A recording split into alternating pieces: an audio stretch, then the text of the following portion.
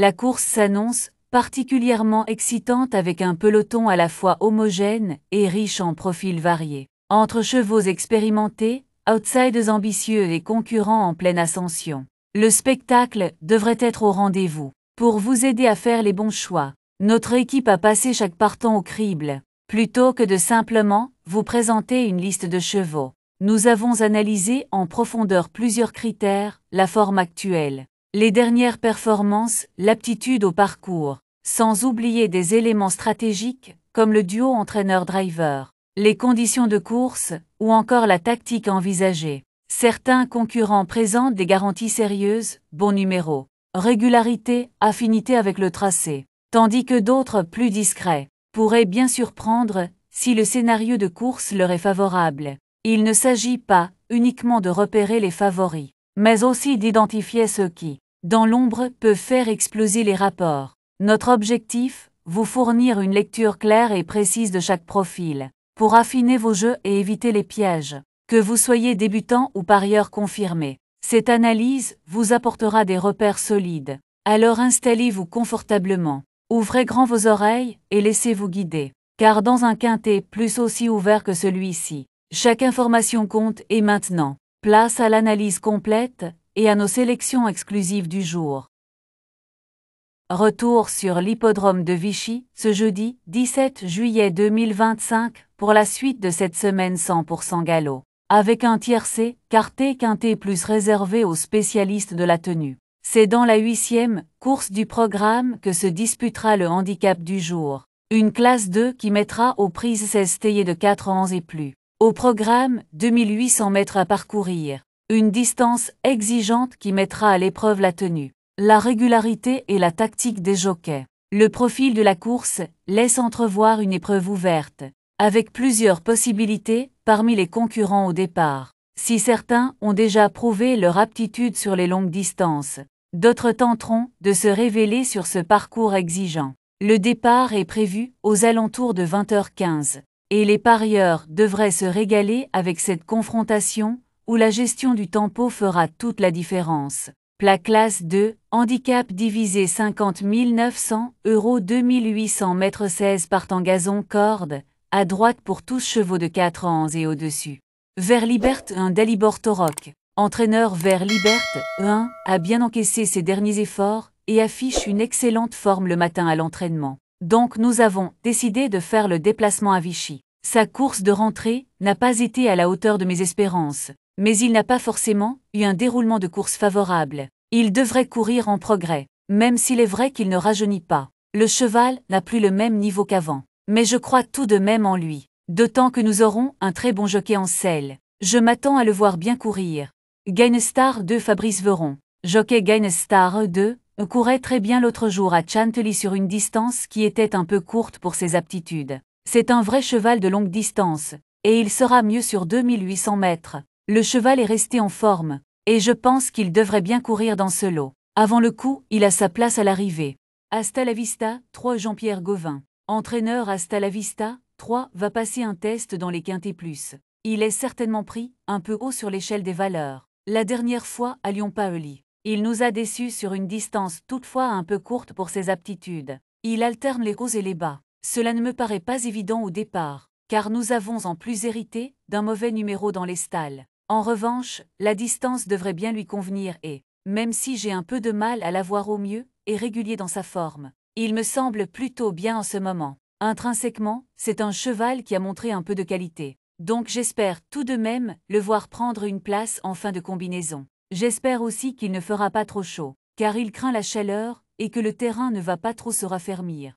Back to Black 4 Jérôme Régnier, entraîneur Back to Black 4, a remporté son quintet plus sur l'hippodrome de Paris-Longchamp lors de son avant-dernière sortie, en ayant eu un très bon parcours et en étant pris à sa valeur. L'autre jour à Chantilly, il faut dire qu'il avait un mauvais numéro de corde et que le parcours ne lui a pas été favorable, ce qui était assez compliqué. Je pense qu'il n'a pas de marge de manœuvre à cette valeur, mais qu'il fait face à une opposition qui me semble un peu plus dans ses cordes. Donc on va essayer de viser une place.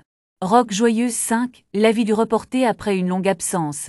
Rock Joyeuse 5 a retrouvé tous ses moyens. Ses 2 dernières sorties dans les quintés plus sont excellentes, et il ne devrait plus tarder à renouer avec le succès. Lauréat de cette épreuve en 2023, il fait logiquement partie des priorités.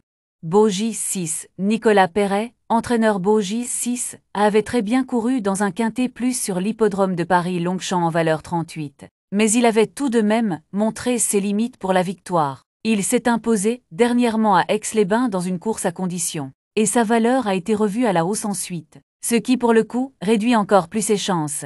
Maintenant, le cheval est bien et nous pouvons compter sur sa forme. Donc on essaye encore dans les gros handicaps. Sachez également que l'allongement de la distance ne va pas le déranger. Louman 7 Christophe Escudé. Entraîneur, nous avons fait un essai sur la distance avec Louman 7, dernièrement à Marseille-Borelli sans artifice. Son jockey Christian Demuro m'a dit que s'il avait enclenché un peu plus tôt, il aurait probablement lutté pour le succès. Nous avons donc décidé de le diriger vers ce quintet plus. Il demeure compétitif à ce niveau et, s'il tient la distance, je pense qu'il a une première chance à défendre. Chergui 8 Miguel Alonso Roldan. Entraîneur Chergui 8 est dans une excellente forme actuellement. La distance est idéale pour lui. Et si la piste venait à s'assouplir, cela ne serait pas un problème. Lors de sa dernière sortie à Saint-Cloud, il a trébuché dans le tournant, ce qui lui a fait perdre toute chance.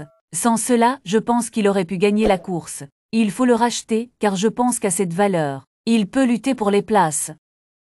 Rimbaud 9, Richard Chotard, entraîneur Rimbaud 9, est resté en pleine forme depuis sa dernière sortie victorieuse à Lyon-Paris. Je compte sur l'allongement de la distance pour qu'il puisse réaliser une bonne performance. En dépit de sa surcharge, le cheval est vraiment très bien. Donc on tente le coup en espérant qu'il soit compétitif. Il Capot 10, Rémi Fradet, entraîneur 5. La dernière sortie d'Il Capot 10 à Aix-les-Bains est correcte. Mais le terrain n'était pas assez souple. On retente un quintet plus, car je n'ai pas trop le choix des engagements. Mais sa marge de manœuvre est tout de même réduite à cette valeur. D'autant que c'est un cheval qui affectionne les pistes profondes. Cela ne sera pas le cas, malheureusement. Mais il faut courir avant le coup. Cela ne s'annonce pas facile. Deschingiranger, 11 Stéphane Gouvaz. Entraîneur, nous avons acheté Deschingiranger, 11, après son succès dans une épreuve à réclamer sur l'hippodrome d'Argentan. Et il nous a fait plaisir d'entrée de jeu. Il m'a laissé une belle impression sur sa victoire à Saint-Cloud dans un handicap. Donc on tente l'aventure. Sa valeur a été revue à la hausse et il doit bien évidemment confirmer. Mais je pense qu'il vaut ce genre de course. L'allongement de la distance va complètement lui convenir. Et je pense qu'il pourrait même faire un peu plus long. Il a hérité d'un numéro de corde favorable. Et je trouve qu'il est bien placé au poids, tous les feux sont au vert. Sapristi 12, l'avis du reporter après avoir remporté son quintet plus sur l'hippodrome de Saint-Cloud. Sapristi 12 a prouvé, dernièrement à Compiègne, qu'il demeurait compétitif en dépit de la surcharge. Jugé sur cette performance, sa place est logiquement à l'arrivée. Yes Zara 13 Karina Fay, entraîneur Yes Zara 13 a remporté 2 handicaps d'affilée et elle monte désormais de catégorie. Elle doit faire ses preuves, nous allons voir si elle vaut cela. Mais en tout cas, je peux vous dire qu'elle est restée au top. Cette course aura surtout valeur de test, mais on espère tout de même l'avoir confirmée.